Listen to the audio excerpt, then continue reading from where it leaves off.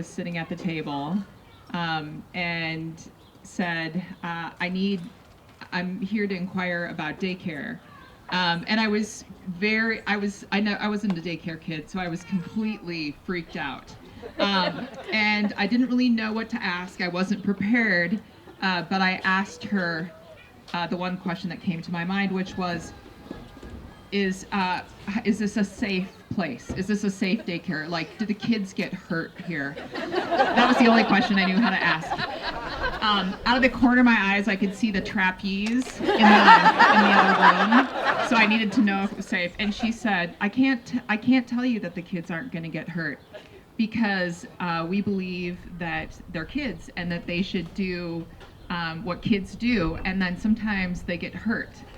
And I remember thinking, yeah, this is where my kids are going to go to daycare, because that's what I wanted for them. I wanted for them to be out and climbing on things and falling down and getting hurt, just like I was raised. So that's my memory of Marian.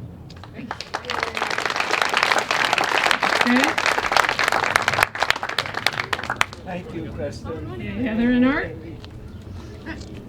All right. Hi, I'm Heather. This is my husband, Art. And between the two of us, we have 2 doctoral degrees in child psychology, too. Yeah. No. No, let me just say that despite that, when we came home with our boy, with Alejandro, we were coming home going, what do we do? We were clueless. How many PhDs does it take to change a diaper? Yeah. So we wisely wandered from our house, which is less than a block away, down here with our teeny tiny little baby, and said, "Will you take this baby, please?"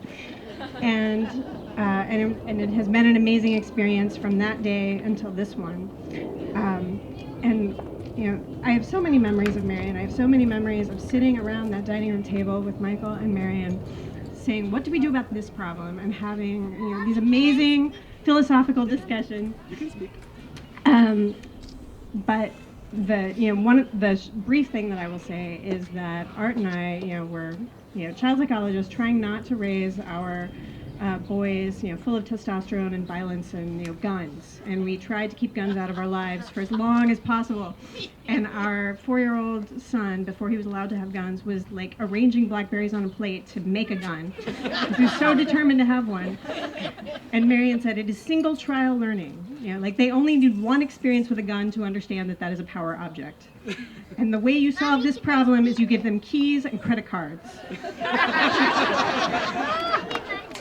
And I said, that is genius, and that is what we did. Oh, it is your turn? What would you like to say? What can you say? What can you say about Miss Marian? She's nice and awesome and cool. That's right. Good job, Mom. Amen. And the only other thing I will add is that toward the end of our boys' tour with Marian and Michael, one of the drums that she was beating was the difference between wants and needs. And that is a drum that we have continued to beat. And I think of her in my head every time I say, yes, you want it, but no, you do not need it. And I will think of her always when I'm trying to make that point. Yeah. Where I thought you were going to go with this. So when we were looking at daycares, right? So we were going around, we were visiting different places, and with our firstborn, with Alejandro, and Heather and I, for those of you who don't know us, we're kind of Mama Papa Bearish, right? Michael knows this. And our boy, take care of our kid. And honey, I need you because you're going to remember this better than I. I remember we were sitting in the playroom with little, 3 or 4 month old Alejandro, and I'm scoping out, like, is kind of like what Chris was saying, is this safe? And Marian is talking with us, right? Very calm. There's chaos happening. Like, kids are screaming, things are happening, and she's just sitting and talking to us, and I'm looking around going, kids, right? I mean, there was one kid who was like this snotty mess, and she was blithely, like wonderfully blithely, like either unaware or unconcerned or just just talk to us in her very matter-of-fact Marian tone, while this maelstrom is happening all around. And I remember thinking, what's this? This is crazy. And then we looked around and then we came back. We're like, this is awesome.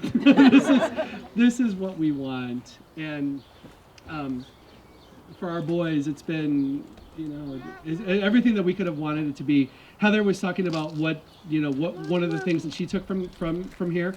What I took from here, or one of the that just imprinted on me, and I think it was Michael that said this, was that no toddler will ever die of starvation.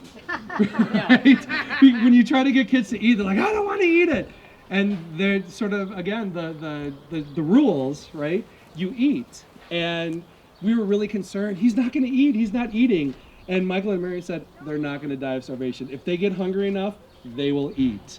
And I have taken that with me this whole time. Like, nope, this is what you've got. So thank you so much, Michael, and everybody who has contributed to this. We love this place very much so. So thank you.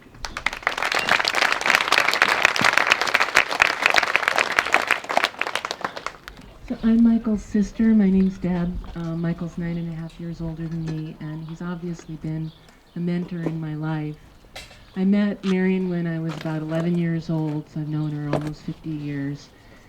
And because she's female, she was maybe even a more important mentor in my life.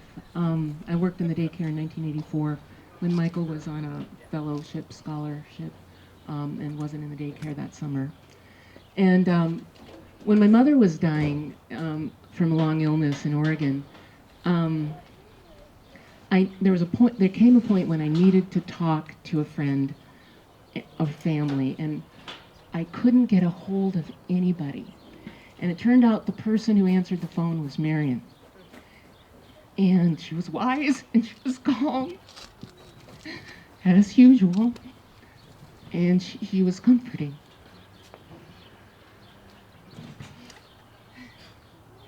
I'm really glad to have gotten to meet many of you. I've been in and out over the last 30 years, and what really cheers my heart is that Michael has such a great community here.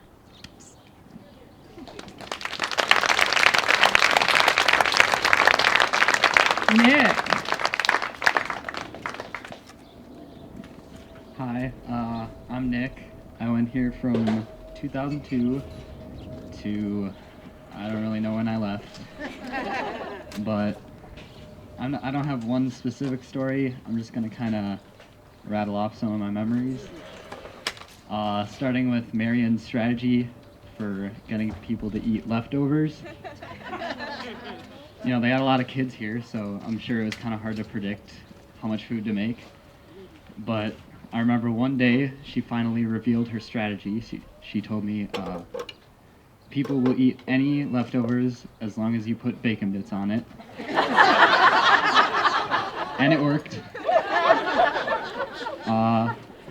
Also in the mornings, I would come here before school, like every day. I'd watch Curious George, and then I'd play D&D with Michael. I don't think I even knew how to play, but that was important. Michael made it fun. And he would always get so, like, caught up in the game that he'd forget to, like, take me to school. So Marian would have to step in, you gotta go. And then a few times, she'd forget, so he'd be, running around the house, swearing, just driving me to school in a panic. And then birthdays. Marian and Michael really knew how to celebrate birthdays. They'd always make me a pineapple upside down cake. And I don't think I've heard, like, since I tasted it, I don't think I've ever heard of that anywhere but this daycare. I still don't really know what it was, other than there was pineapples, like, on the bottom. And if you have that recipe, I like it. But I really, that's what made this daycare so special to me. I can't think of any other daycare, their kids play D&D before school, and they make these weird cakes that just, I don't know, don't make any sense. But I think I can say, with confidence, I don't think I'd be who I am today without this daycare. So thank you. Okay. Next, Allie. Hi, I'm Allison, and I'm a 1970s kid from the daycare. And I just look around and want to ask you all the question individually and now in this collective, what happens in the life, in the days of early childhood for young kids? And that kind of mystery is on my mind all the time because I have a 6-year-old. And I think these guys knew that it was a real mystery that you never really understand. But they got to spend their lives teasing it out. And hearing that there are so many people here who came back and have worked with Michael and Marian, who have pursued that mystery for their own selves and with other little kids, is so cool. I've had that thought myself when I got older and didn't know what I was going to do for a living. And that's the story I want to tell about Marian, because I was with these guys in the earliest days, and then I went away. I moved to South Minneapolis and went to grade school, and I didn't come back. Decades later, I came back, and they remembered me. And Marian gave me a gift. She told me about myself when I was 4.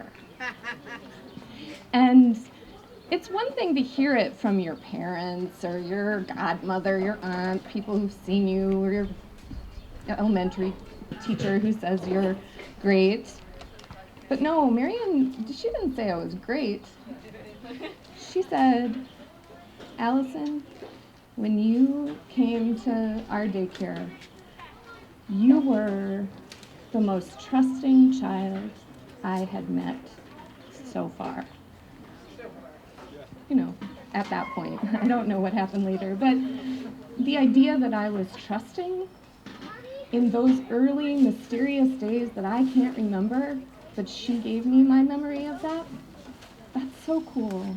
And I bet a lot of us have gotten gifts like that, and I got more gifts like that just listening to her poetry. So, I also wanted to say that I looked for childcare for my son in Milwaukee. And I met the woman who was going to take care of my son for 3 years in a garden much smaller than this, but just as much of a world. And this isn't normal, like mainstream. What did Marian say?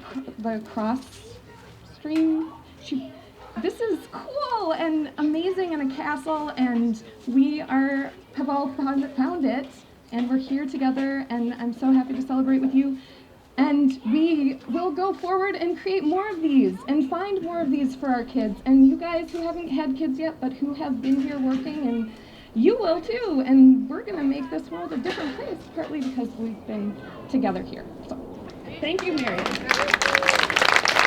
Okay, we're going to have 3 more, the 3 waiting in line here, and then we're going to shift to Michael. Thank you.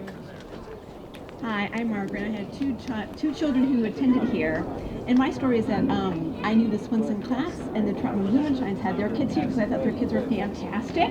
I'm like, before I was married, before I had kids, I'm like, if I have kids, I really want my kids to go to this daycare.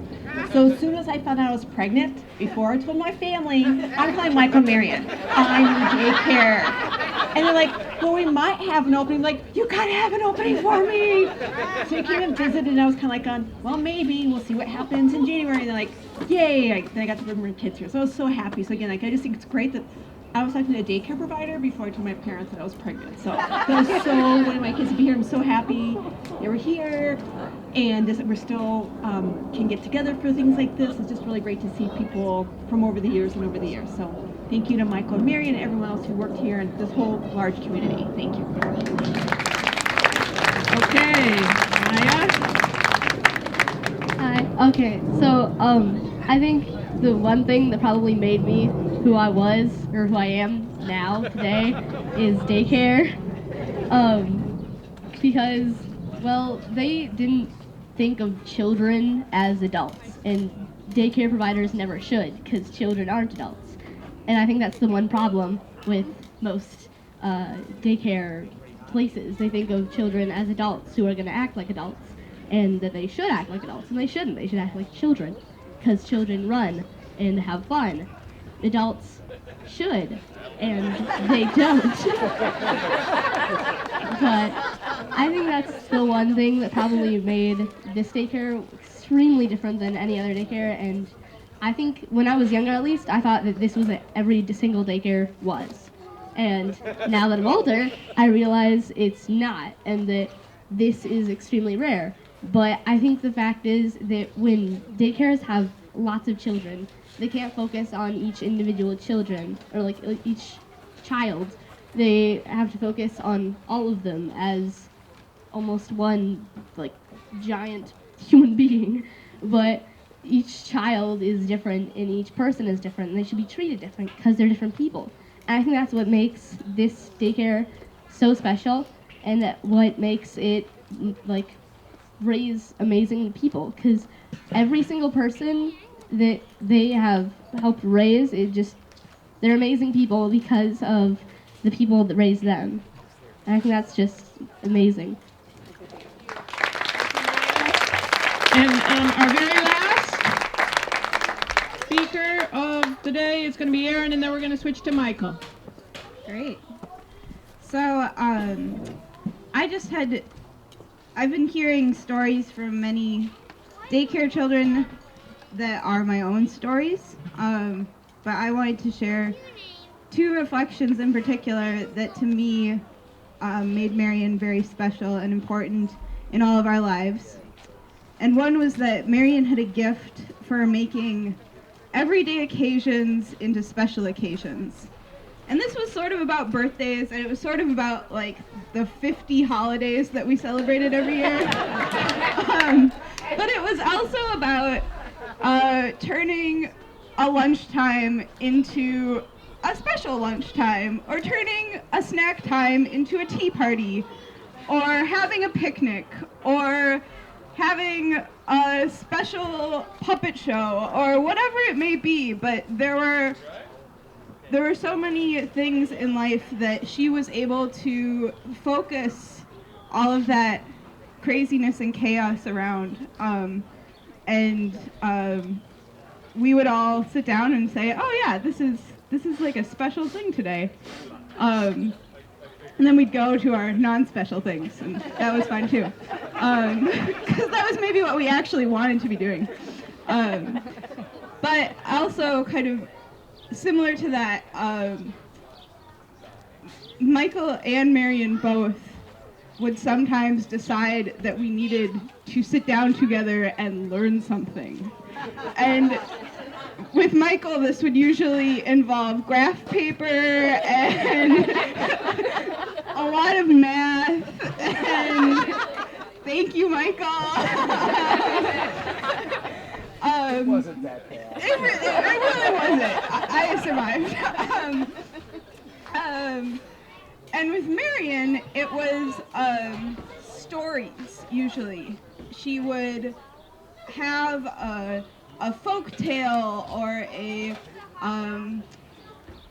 something that she had taped, a newspaper clipping, or something that she taped on television, or whatever. But she would pull us all together, and we would sit, because she had a lesson for us about life. And I can't tell you what exactly those lessons were. Like, I can't repeat those stories back to you. But I know that I learned how to be a better person because of those stories. That they made me braver and kinder and more fair.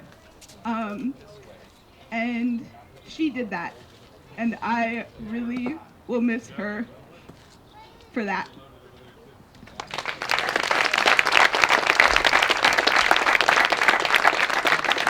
Okay, and now it's time for the man of the hour. Michael Copper.